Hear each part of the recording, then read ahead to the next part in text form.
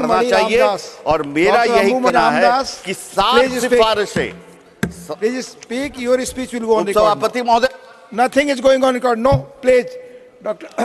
Thank you, Deputy Chairman, sir.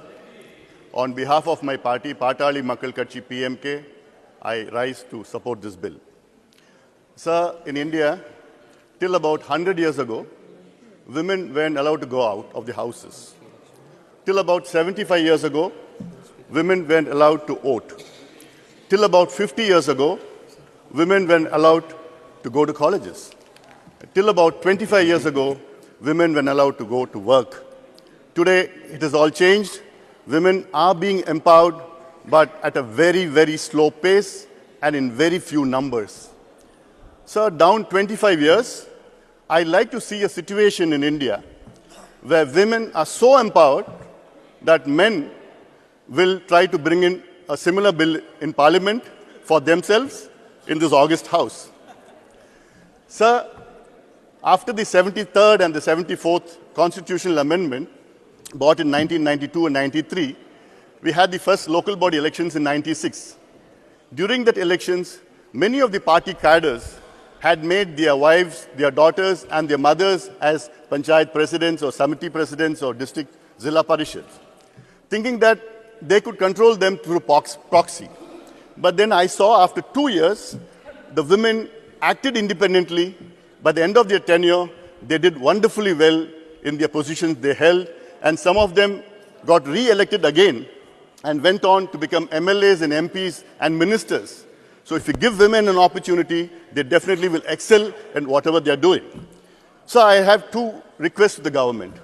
One, to kindly bring in the OBC representation in this bill. Either today or at least during the winter session, bring in an amendment so that OBC women are equally represented, because they comprise 60% of Indians' population, and without the empowerment of OBC women, India can't develop. Second, sir, we have three pillars of democracy: the legislature, the executive, and the judiciary. We have fulfilled the demand of the legislature because we have a reservation for women in the local bodies, and today we're bringing in for MLAs and MPs. I kindly request the government to bring in reservation for women in the executive as well as the judiciary also. After 75 years post-independence, we still haven't had a woman Chief Justice of India. And there are very few women judges in the High Court and the Supreme Court.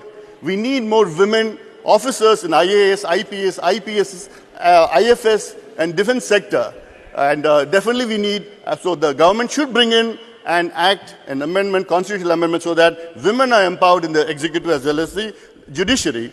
Sir, I would like to end with the saying, if boys get education, only he is educated.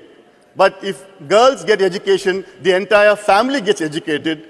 And I would urge upon the government to empower women, respect them, and give them empowerment in all sections of society. And that is when India will become a developed country. Thank you very much. With these words, I support the 128th Constitutional Amendment Bill 2023. Thank you, sir. Thanks for confining yourself to time, please.